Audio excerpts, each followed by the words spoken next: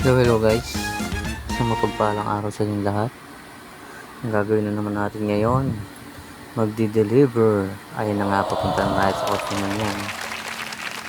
Siyempre, sobrang init ng araw niyan, kaya tayo may pandong. Medyo malayo-layo pa yung hatakin na rin yan. Ayun na nga, binibilang na nga ni Master Vin Diesel ang ating dinideliver. Yan, ganyan kasipag yung ating driver na si Master Vin Diesel. Yes!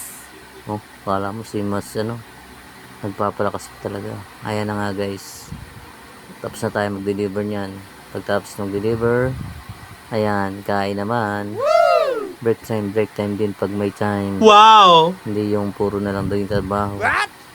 Ayan, kumakain na kami niyan. Oh, Yes! enjoy na enjoy oh. Si Master Vin Diesel, dire-diretso lang subo. Kasi sobrang gutom na niyan.